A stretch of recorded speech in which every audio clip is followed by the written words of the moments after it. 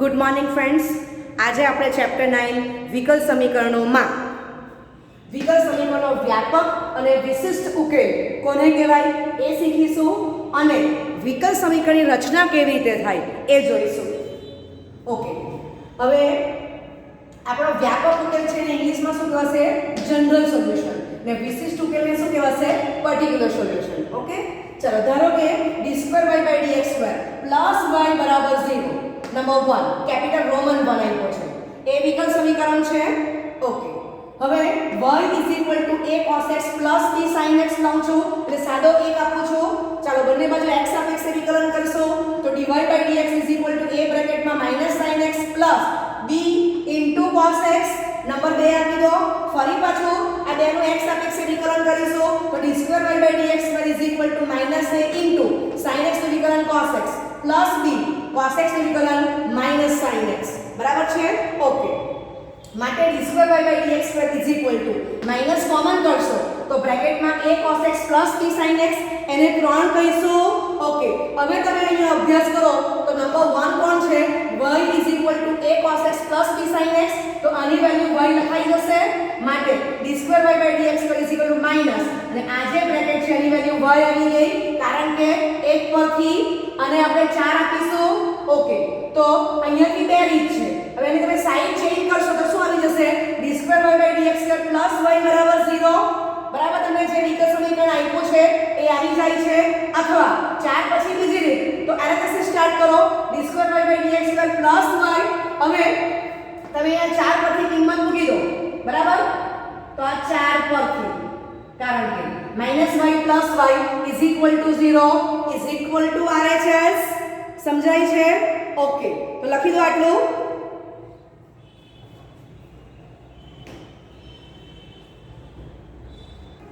માટે y a cos x + b sin x એ આપેલ વિકલ સમીકરણનો વ્યાપક ઉકેલ છે જ્યાં a અને b સ્વૈર અચળ છે. બરાબર, વ્યાપક ઉકેલમાં સ્વૈર અચળ a અને b આવેલા છે. ઓકે, હવે ધારો કે y a cos x + b sin x જે આપણો વ્યાપક ઉકેલ છે એમાં હું a અને b ની પર્ટિક્યુલર કિંમત મૂકું છું. ધારો કે a = 1 b = 1 આપણે એકમાં લઈ લઈએ, વ્યાપક ઉકેલમાં લઈએ છીએ. માટે y = 1 cos x + 1 sin x. માટે y cos x + sin x ને આપેલ વિકલ સમીકરણનો વિશિષ્ટ ઉકેલ કહે છે. Particular solution. બરાબર, પર્ટિક્યુલર વેલ્યુ મૂકી કોની? સ્મોલ a અને સ્મોલ b ની. સામા મૂકી તો આપેલ વિકલ સમીકરણના વ્યાપક ઉકેલમાં તો આપણને વિશિષ્ટ ઉકેલ પર્ટિક્યુલર સોલ્યુશન મળી જાય છે. ઓકે, ચાલો હવે y a cos x + b sin x ને હું phi x નામ આપું છું અને y cos x + sin x ને phi1 x આપું છું. સમજાય છે? ઓકે, તો જ્યાં phi x ને વિકલ સમીકરણનો ઉકેલ વક્ર સોલ્યુશન કર્વ અથવા સંકલિત વક્ર ઇન્ટિગ્રલ કર્વ કહે છે. ઓકે, વિધેય phi એ સ્મોલ a અને સ્મોલ b બે સ્વૈર અચળો ધરાવે છે. બરાબર, વ્યાપક ઉકેલ જે છે એમાં સ્વૈર અચળોનો સમાવેશ થશે. ઓકે, હવે phi1 x કોઈ સ્વૈર અચળ ધરાવતું નથી પરંતુ a અને b ની વિશિષ્ટ કિંમતો ધારણ કરે છે. માટે phi1 x ને વિકલ સમીકરણનો વિશિષ્ટ ઉકેલ કહે છે. વિશિષ્ટ મીન્સ પર્ટિક્યુલર. એટલે પર્ટિક્યુલર વેલ્યુ મૂકો છો તો તમને પર્ટિક્યુલર સોલ્યુશન મળે છે. બરાબર? ઓકે, લખી લો. ઓકે, તો આપણે આગળ જે એક્ઝામ્પલ જોયો એના પરથી હવે આપણે જનરલ વ્યાખ્યા આપું છું વ્યાપક ઉકેલની અને વિશિષ્ટ ઉકેલની. તો સ્વૈર અચળો ધરાવતા ઉકેલને વિકલ સમીકરણનો વ્યાપક ઉકેલ અથવા પૂર્વક કહે છે. ઇંગ્લિશમાં જનરલ સોલ્યુશન કહે છે.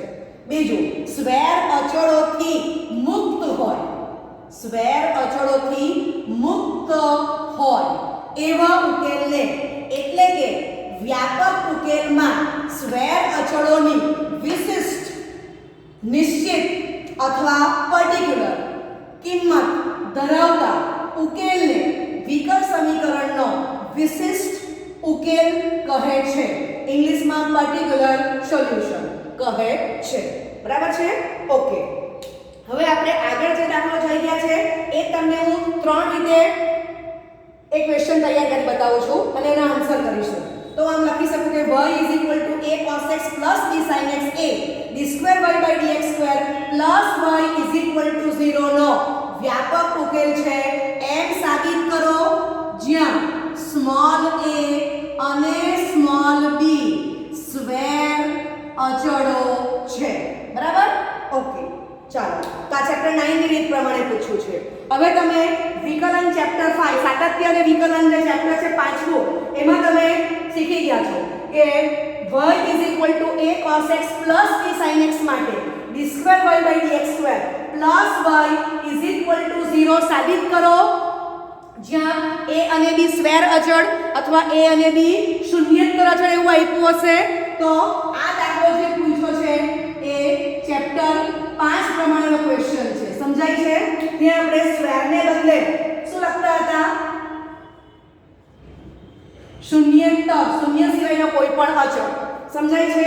ઓકે, ફરી પાછું ચેપ્ટર 9 પ્રમાણે આ જ ક્વેશ્ચન પૂછું છું. y a cos x b sin x માટે વિકલ સમીકરણની રચના કરો. સમજાય છે? ઓકે, તો આ જે ક્વેશ્ચન છે એ ચેપ્ટર 9 મુજબ છે. આ જે આપણો ક્વેશ્ચન છે એ પણ ચેપ્ટર 9 મુજબ છે. રાઈટ? ઓકે, તો અહીંયા મિત્રો આપણે ખાસ એ જોઈશું કે y a cos x b sin x બરાબર છે. એમાં કેટલા સ્વેર અચળ છે?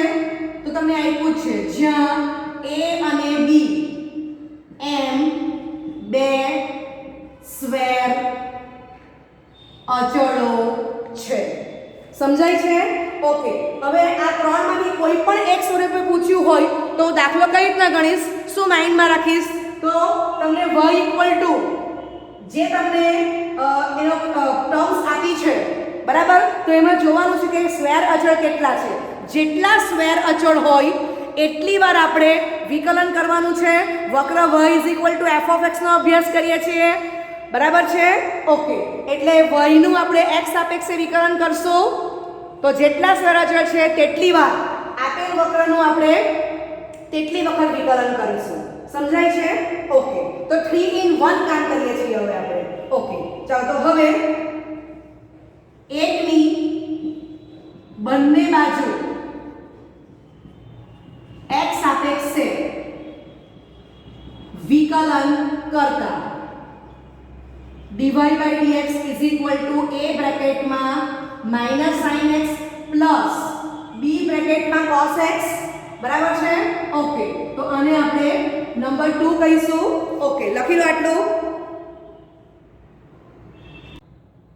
ઓકે, તો બેનું આપણે બંને બાજુ x સાપેક્ષે વિકલન કરશું તો d2y/dx2 a અને sin x નું વિકલન cos x થશે b cos x નું વિકલન -sin x. બરાબર છે? માટે d2y/dx2 1 કોમન કરશું તો બ્રેકેટમાં a cos x b sin x છે. તો આ આપણો y છે કિંમત શાના પરથી કહેવાશે? તો કે 1 પરથી અથવા પક્ષમાં આપણને આપેલું છે. બરાબર? ઓકે, માટે d2y/dx2 y 0. ઓકે, તો જે માંગેલ વિકલ સમીકરણ છે આપણને વિકલ સમીકરણની રચના કરવાનું કીધેલું છે. તો દાખલો તમારો અહીંયા સ્ટોપ થઈ જાય છે. હવે આ પ્રમાણે પૂછવાનું હોય તો અહીં સુધી દાખલો કમ્પ્લીટ કરવાનો અને આપણે શું લખશું કે માટે y a cos x b sin x a d2y/dx2 y 0 નો વ્યાપક ઉકેલ દર્શાવે છે.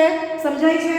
તો અહીંયા સુધી આપણે ક્વેશ્ચન 3 વિકલ સમીકરણની રચના કરો તો અહીંયા સુધી કમ્પ્લીટ કરશો. અને ખાસ કાળજી રાખવાની કે જે વિકલ સમીકરણ મળે એમાં સ્વેર અચળ a ને b રહેવો જોઈએ નહીં. વક્ર y માં a અને b બે સ્વેર અચળ આવેલા છે પણ વિકલ સમીકરણમાં સ્વેર અચળનો લોપ થયેલો હોવો જોઈએ. બરાબર છે? તો અહીંયા તમારો વિકલ સમીકરણ રચના થઈ ગઈ છે. ઓકે, હવે આપણે એક જ સ્ટેપ આગળ જઈશું. તો પ્રશ્ન 1 પ્રમાણે એકમાં જે ટાઈપે ક્વેશ્ચન પૂછ્યો કે તેનો આન્સર આવી જશે. ક્વેશ્ચન 2 એ જ દાખલો બીજી રીતે કયો પૂછ્યો તો ચેપ્ટર 5 પ્રમાણે તો y a cos x b sin x માટે d2 y/dx² પ્લસ y 0 સાબિત કરો જ્યાં a અને b શૂન્યાંતર અથવા સ્ક્વેર અચળ છે. તો પણ તમારે અહીંયા સુધી લખી દેવાનું છે. આખું વાક્ય બદલી ગયું. તો બીજા ક્વેશ્ચન પ્રમાણે શું લખાશે? y a cos x plus b sin x માટે d2y/dx² પ્લસ y 0 થાય છે. સમજાય છે? એટલે કંઈક ને કંઈક તમે જો કે ક્વેશ્ચન તમને પહેલી રીતે પૂછ્યો હોય કે બીજી રીતે પૂછ્યો હોય, તમે એની રચના ઓલરેડી કરતા જ છો. સમજાય છે? ઓકે, ચાલો તો આટલું લખી લો અને પછી આપણે એક પોઈન્ટ ઉમેરી દઈએ કે વિકલ્પ સમીકરણ રચના કરવા માટે આપણે શું ધ્યાનમાં લેવાનું છે. ઓકે ઓકે, તો ત્રીજો મુદ્દો, વિકલ્પ સમીકરણની રચના માટે આપેલ વક્ર y f(x) માં જેટલા સ્ક્વેર અચળ આવેલ હોય તેટલી વખત y નું x સાપેક્ષે વિકલન કરવું, બરાબર છે, અને સ્ક્વેર અચળનો લોપ કરવો. બરાબર? તો આપણને વિકલ્પ સમીકરણ મળી જશે. હવે આ દાખલામાં ઓબ્ઝર્વ કરો તો a અને b બે સ્ક્વેર અચળ છે અને વિકલ્પ સમીકરણનો અભ્યાસ કરો તો હાઈએસ્ટ બે વખત વિકલન થયું છે. તો વિકલ્પ સમીકરણની કક્ષા કોણ છે? 2. તો આ ઉદાહરણ પરથી હું ચોથો મુદ્દો એડ કરું છું જે MCQ માટે મોસ્ટ ઇમ્પોર્ટન્ટ છે. તો વક્રોની સંહતિ દર્શાવતા વિકલ્પ સમીકરણની કક્ષા એ વક્રોની સંહતિને દર્શાવતા સમીકરણમાં આવેલા સ્ક્વેર અચળાંકો જેટલી હોય છે. ઓકે, લખી લો. ઓકે, તો સ્વાધ્યાય 9.2 પ્રશ્ન 11 અને પ્રશ્ન 12 MCQ છે. પ્રશ્ન 11, ચતુર્થ કક્ષાના વિકલ્પ સમીકરણના વ્યાપક ઉકેલમાં આવતા સ્ક્વેર અચળની સંખ્યા ખાલી જગ્યા છે. તો કક્ષા કેટલી છે? 4. એટલે સ્ક્વેર અચળની સંખ્યા કેટલી આવશે? 4. બરાબર? આ ચોથો મુદ્દો લખ્યો જ છે, એની એપ્લિકેશન છે. પ્રશ્ન 12, તૃતીય કક્ષાના વિકલ્પ સમીકરણમાં વિશિષ્ટ ઉકેલમાં સ્ક્વેર અચળની સંખ્યા ખાલી જગ્યા હશે. તો આપણને ખબર છે કે વિશિષ્ટ ઉકેલમાં આપણે સ્ક્વેર અચળની પર્ટિક્યુલર વેલ્યુ મૂકી દઈએ છીએ એટલે એક પણ સ્ક્વેર અચળ આવશે નહીં. સમજાય છે? એટલે તૃતીય કક્ષાના વિકલ્પ સમીકરણના વિશિષ્ટ ઉકેલમાં સ્ક્વેર અચળની સંખ્યા 0 થશે. બરાબર છે? ઓકે, તો પ્રશ્ન 11 માં ડી ઓપ્શન 4 છે, પ્રશ્ન 12 માં પણ ડી જ ઓપ્શન છે, 0 છે. ઓકે, લખી લો. બંને મોસ્ટ ઇમ્પોર્ટન્ટ છે, 1 માર્ક માટે. ઓકે, એક દાખલો જોઈશું. y² a બ્રેકેટમાં b² - x² માટે વિકલ્પ સમીકરણની રચના કરો. બરાબર છે? તો અહીંયા દેખાય છે કે જ્યાં સ્મોલ a અને સ્મોલ b સ્ક્વેર અચળ છે. બરાબર છે? તો આપણને ખબર જ છે કે ભાઈ જેટલા સ્ક્વેર અચળ હોય એટલી વાર વિકલન કરશું, અથવા બીજી રીતે વક્રોની સંહતિ દર્શાવતા વિકલ્પ સમીકરણની કક્ષા એ વક્રોની સંહતિ દર્શાવતા સમીકરણમાં આવેલા સ્ક્વેર અચળાંકો જેટલી હોય છે. ઓકે, તો y² a બ્રેકેટમાં b² - x² no number 1 આપીશ. ભલે b² છે પણ આપણે b² અચળ વાંચશું અને a બે સ્ક્વેર અચળ છે, a, b, b એમ કરીને 3 સ્ક્વેર અચળ આવતા નથી. બરાબર છે? b² જો વાંચશું એક જ સ્ક્વેર અચળ b, આમ સમજવાનું છે. ઓકે, ચાલો હવે બંને બાજુ આપણે x સાપેક્ષે વિકલન કરશું. તો એકની બંને બાજુ x સાપેક્ષે વિકલન કરતા 2y dy/dx a બ્રેકેટમાં b² અચળ છે, વિકલન 0 - x² નો twice x. બરાબર છે? ઓકે, પ્લસ તમે આમ કરશો કે b² - x² કોન્સ્ટન્ટ, તો એ અચળ છે, વિકલન 0 જવાનું છે, લખવાની જરૂર નથી. ઓકે, બંને બાજુથી 2 જશે માટે y dy/dx -a x, તો એને આપણે 2 કહીશું. ઓકે, ચાલો હવે 2 ની બંને બાજુ x સાપેક્ષે વિકલન કરતા, તો વિકલનના ગુણાકારના નિયમ ડાબી બાજુ એપ્લાય કરશું. y dy/dx નું વિકલન થશે d2y/dx² પ્લસ dy/dx કોન્સ્ટન્ટ છે તો ઇન્ટુ y નું x સાપેક્ષે dy by dx is equal to minus A constant છે x નું x સાપેક્ષે 1 બરાબર પ્લસ x તો માઈનસ એ નું 0 થવાનું છે એટલે લખવાની જરૂર નથી. ચાલો તો આને આપણે 3 કહીશું. પણ તમે દીકરાઓ જો કે આપણને જે 3 સમીકરણ મળ્યું છે એમાં સ્ક્વેર અચળ આવેલો છે બરાબર છે તો આપણે એનો લોપ કરવો પડશે.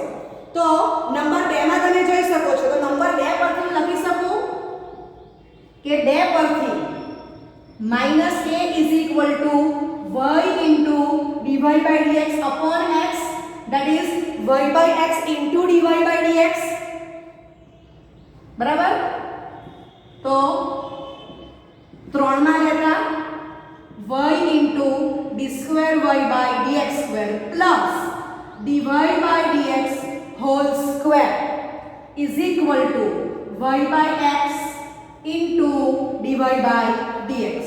તો આ તમારું જે માંગેલ વિકલ સમીકરણ છે જે માંગેલ વિકલ સમીકરણ છે. સમજાય છે? ઓકે એટલે આપણે સ્વૈરાચળનો લોપ કરી દીધો છે. આપણે આગળ જે દાખલો જોઈ ગયા એમાં ઓટોમેટિક લોપ થઈ ગયો હતો બરાબર. ઓકે અહીં તમે બીજી વારનું વિકલન કર્યું પણ એક સ્વૈરાચળ એ રહી જાય છે તો આપણે એનો લોપ કર્યો છે. ઓકે લખી લો.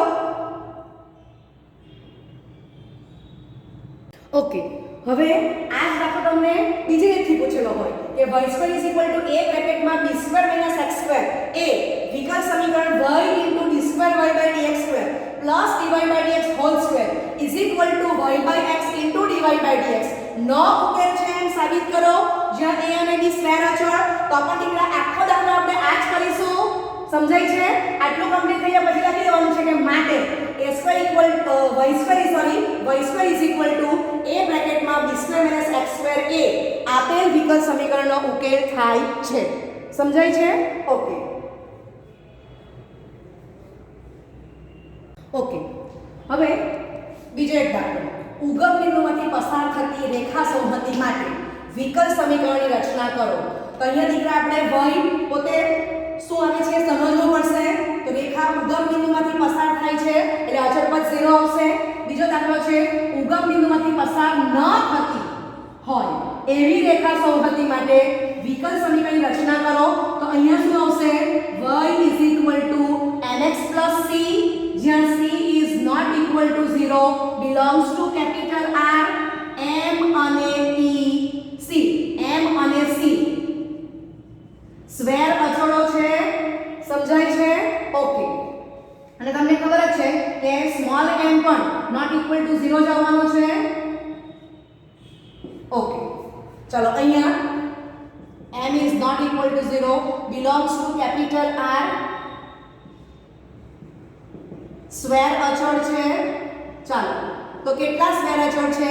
એક જ સ્ક્વેર અચળ છે એટલે એક જ વાર વિકલન કરવાનું છે. અથવા આના પરથી જો એક સ્ક્વેર અચળ તો વિકલ સમીકરણ કક્ષા કેટલી આવશે? 1.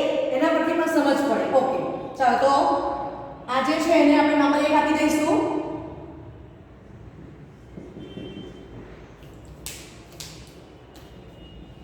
નંબર 1 ની બંને બાજુએ x સાપેક્ષે વિકલન કરતા dy by dx is equal to m into 1.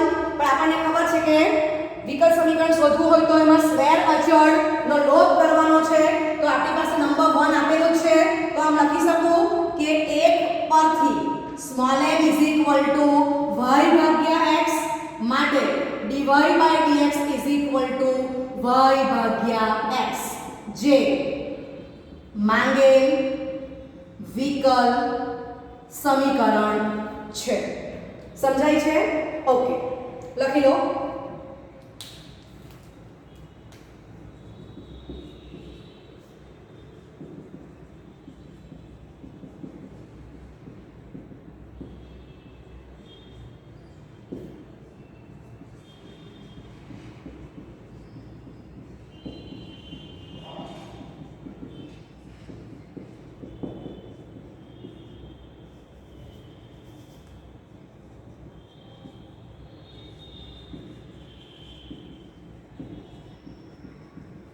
ચાલો હવે આ જ દાખલો દીકરાઓ આ રીતે પૂછ્યો હોય કે y mx n is not equal to 0 square અચળ a વિકલ સમીકરણ dy dx y x નો વ્યાપક ઉકેલ છે એમ સાબિત કરો. તો આપણે આ દાખલો ગણશું તો આપણે આ એક સ્ટેપ કરી નાખવાનું છે. બરાબર? ઓકે. હજી બીજી રીતે પૂછવું હોય તો તમને આ રીતે પૂછે. આ વક્ર નહીં આપે અને શું કહેશે કે ઉગમ બિંદુમાંથી પસાર થતી રેખા સંહતિ માટે વિકલ સમીકરણ dy dx y x નો એ વ્યાપક ઉકેલ થાય છે એમ સાબિત કરો. બરાબર? એ રીતે પણ પૂછી શકાય. ઓકે. ચાલો હવે આ એક દાખલો ડિસ્કસ કરશું. તો જોયું કે ભાઈ ઉગમ બિંદુમાંથી પસાર ન થતી હોય એવી રેખા સંબંધનું સમીકરણ શું છે? y mx c જ્યાં n, c is not equal to 0 belongs to capital R. જો n 0 હોય તો y equal to c રેખા થઈ જશે. ઓકે. ચાલો હવે આપણે રેખા કઈ લીધેલી છે? ઉગમ બિંદુમાંથી પસાર ન થતી હોય તેવી. ચાલો અથવા બીજું સ્મોલ m ઢળવાળી m વધારામાં કહેશે. ઓકે. આમ પણ આવે કે સ્મોલ m ઢળવાળી અને ઉગમ બિંદુમાંથી પસાર ન થતી હોય એવી રેખા સંહતિ માટે વિકલ સમીકરણ રચના કરો. તો પણ આ જવાનું છે. ઓકે. ચાલો તો આ જે આપ્યું છે એને હું નંબર 1 કહી દઉં. નંબર 1. ચાલો એકની બંને બાજુ x સાપેક્ષે વિકલન કરતા. ઓકે. કેટલા સ્વૈરાચળ છે? 2 સ્વૈરાચળ. તો આપણે 2 વાર વિકલન કરશું માટે y m * 1 પ્લસ c નું વિકલન 0 થશે. સોરી આ બાજુ dy dx બરાબર છે. ઓકે. ચાલો તો dy dx m * 1 પ્લસ 0 આવી ગયા છે. ચાલો માટે dy dx m એને આપણે નંબર 2 કહીશું. 2 ની બંને બાજુ x સાપેક્ષે વિકલન કરતા. તો d2 y dx2 m constant છે. વિકલન 0 થઈ ગયું. તો આમાં દેખાડો છો કે ઓટોમેટિક લોપ થઈ ગયો સ્વૈરાચળનો. બરાબર? તો અહીંયા આપણી પાસે 2 સ્વૈરાચળ છે. બીજો સ્વૈરાચળ c આપેલો છે એટલે આપણે બીજી વાર વિકલન કર્યું. ઓકે. તો આ જે છે એ આપણું માંગેલ વિકલ સમીકરણ છે. જે માંગેલ વિકલ સમીકરણ છે. લખો. ઓકે. હવે આ દાખલો બીજી રીતના પૂછે કે y mx c m, c is not equal to 0 belongs to capital R. એ વિકલ સમીકરણ d2y dx2 0 નો વ્યાપક ઉકેલ છે એમ સાબિત કરો. તો પણ આખો આ દાખલો ગણવાનો. બરાબર છે? ચાલો આ સ્ટેપ કરી નાખો. અહીંયા સુધી પાછો એક દાખલો કરવાનો રહેશે અને પછી લખી દેવાનું કે માટે y mx c જ્યાં m, c is not equal to 0 belongs to capital R. a d2y dx2 0 નો વ્યાપક ઉકેલ દર્શાવે છે. Okay, thank you very much.